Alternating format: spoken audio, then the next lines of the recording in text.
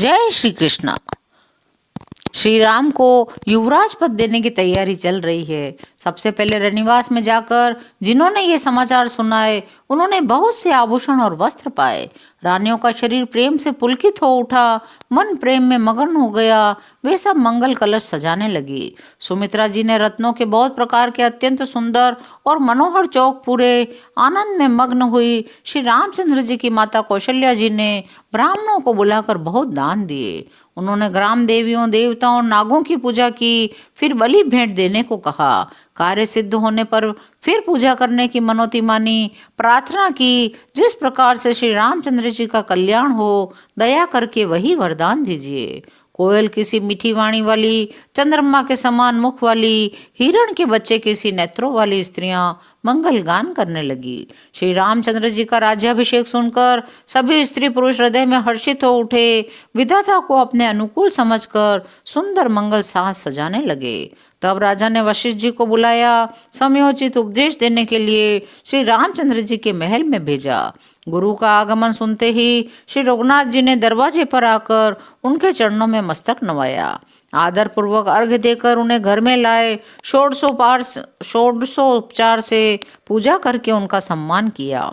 फिर सीता जी सहित उनके चरण स्पर्श किए। कमल के समान दोनों हाथों को जोड़कर श्री राम जी बोले, यद्यपि सेवक के घर स्वामी का पधारना मंगलों का मूल और अमंगलों का नाश करने वाला होता है, तथापि हे नाथ, उचित तो यही था प्रेम पूर्वक दास को ही कार्य के लिए बुला भेजते, ऐसी ही नीति है। परंतु प्रभु, आपने प्रभुता छोड़कर स्वयं यहाँ पधाकर जो स्नेह किया, इससे आज यह घर पवित्र हो गया। अब जो आज्ञा हो मैं वही करूं। स्वामी की सेवा में ही सेवक का लाभ है। श्री रामचंद्र जी प्रेम में सने हुए वचनों को सुनकर मुनि वशिष्ठ जी ने श्री रघुनाथ जी की प्रशंसा करते हुए कहा, हे राम, भला आप ऐसा क्यों न कहें। आप सूर्यवंश के भूषण जो हैं। श्री रामचंद्र जी के गुण, शील और स्वभाव का बखान कर मुनिराज प्रेम से पुलकित होकर बोले, हे रामचंद्र, राजा दशरथ जी ने राज्याभिषेक की तैयारी की है। वे आपको युवराज पद देना चाहते हैं। इसलिए हे राम जी, आज आप उपवास, हवन आदि विधि पूर्वक सब संयम कीजिए, जिससे विधाता कुशल पूर्वक इस काम को निभा दें, सफल कर दें। गुरुजी शिक्षा देकर राजा दशरथ जी के पास चले गए। श्री रामचंद्र जी के हृदय में यह सुनकर इस बात का खेद हुआ कि हम सब भाई एक ही साथ जन्मे, खाना सोना, लड़कपन के खेल कूद, कंठ छेदन, यज्ञोपवीत, विवाह आदि सब उत्सव साथ साथ ही हुए हैं। पर इस निर्मल वंश में यही एक अनुचित बात हो रही है कि और सब भाइयों को छोड़कर राज्याभिषेक एक बड़े का ही यानी मेरा ही होता है। तुलसीदास जी कहते हैं, प्रभु श्री रामचंद्र जी का यह सुंदर प्रेम पूर्ण पछतावा भक्तों के मन की कुटिलता को हरण करे। उसी समय प्रेम और आनंद में मग्न लक्ष्मण जी आए। रघुकुल रूपी कुमुद के खिलाने वाले चंद्रमा श्री रामचंद्र जी ने प्रिय वचन कहकर उनका सम्मान किया। बहुत प्रकार के बाजे बज रहे हैं। नगर के अतिशय आनंद का वर्णन हो नहीं सकता। लोग भरत जी का आगमन मना रहे हैं, कह रहे हैं वे शीघ्र हमें और राज्याभिषेक का उत्सव देखकर नेत्रों का फल प्राप्त करें। बाजार, रास्ते, घर, गलियां, चबूतरे, जहां तहां पुरुष और स्त्री आपस में बातें करते हैं।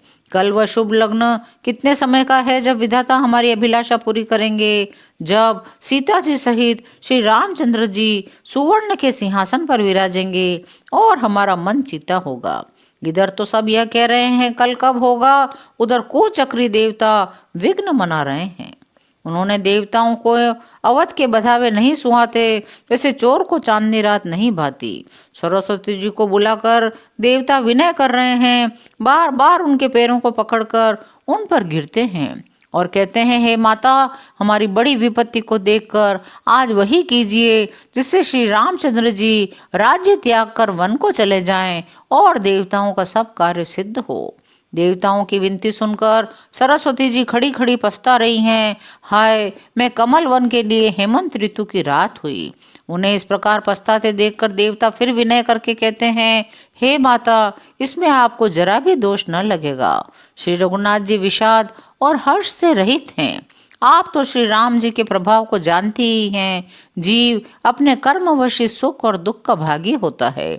अतएव देवताओं के हित के लिए आप अयोध्या जाइए। बार बार देवताओं ने ऐसा कहकर सरस्वती को संकोच में डाल दिया। वह विचार करने लगी, देवताओं की बुद्धि ओछी है, इनका निवास तो ऊंचा है, पर इनकी करनी नीची है।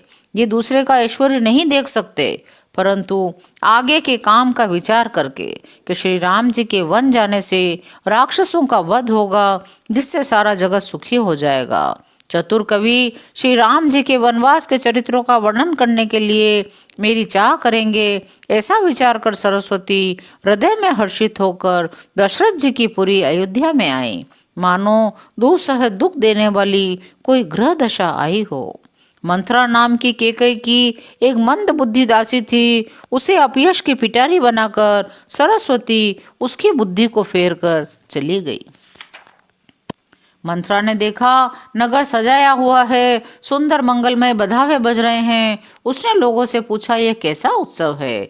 राम के रास तिलक की बात सुनते ही उसका हृदय जल उठा। वह दुर्बुद्धि नीच जाति वाली दासी विचार करने लगी, किस प्रकार से यह काम रात ही रात में बिगड़ जाए। जैसे कोई कुटिल बिल्ली शहद का छत्ता लगा देखकर घात लगाती है, इसको किस तरह से उखाड़ लूं।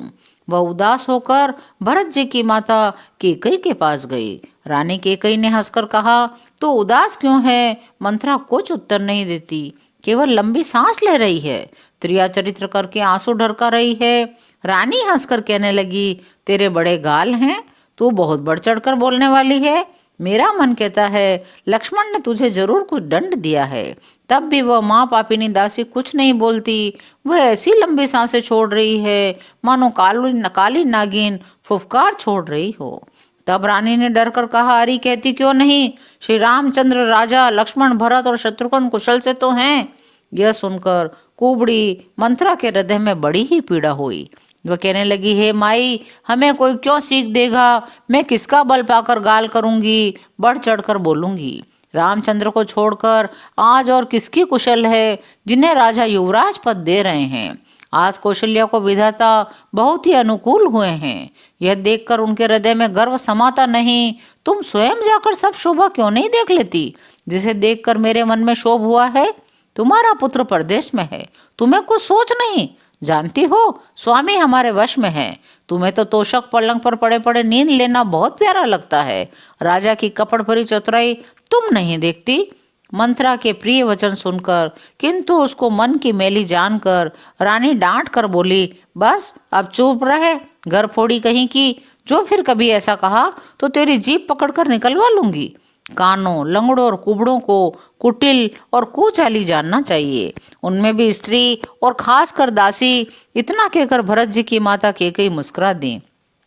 फिर बोली, हे प्रिय वचन कहने वाली मंथरा, मैंने तुझको यह सीख दी है, शिक्षा के लिए ही इतनी बात कही है। तुझ पर स्वप्न में भी क्रोध नहीं है। सुंदर मंगलदायक शुभ दिन वही होगा जिस दिन तेरा कहना सत्य होगा कि श्री राम का राज्य तिलक होगा। बड़ा भाई स्वामी और छोटा भाई सेवक होता है, यह सूर्य वंश की सुहावनी रीत है। यदि सचमुच ही कल श्री राम का तिलक है तो हे सखी, तेरे मन को अच्छी लगे वही वस्तु मांग ले, मैं दूंगी। राम को सहज स्वभाव से सब माताएं कौशल्या के समान ही प्यारी हैं। मुझ पर तो वे विशेष प्रेम रखते हैं। मैंने उनकी प्रीति की परीक्षा करके देख ली है। जो विधाता कृपा करके जन्म दें तो यह भी दें कि श्री रामचंद्र पुत्र और सीता बहू हो। श्री राम मुझे प्राणों से भी अधिक प्रिय हैं। उनके तिलक की बात सुनकर तुझे शोभ कैसा हुआ? तुझे भरत की सौगंध है। छल कपट छोड़कर सच सच के तू हर्ष के समय विषाद कर रही है। मुझे इसका कारण सुना। मंथरा ने कहा, सारी आशाएं तो एक ही बार कहने में पूरी हो गई, अब तो दूसरी जीभ लगाकर कुछ कहूंगी। मेरा अभागा कपाल तो फोड़ने ही योग्य है, जो अच्छी बात कहने पर भी आपको दुख होता है। आज की कथा यहीं विराम लेती है, शेष अगले अंकों में। जय श्री राम।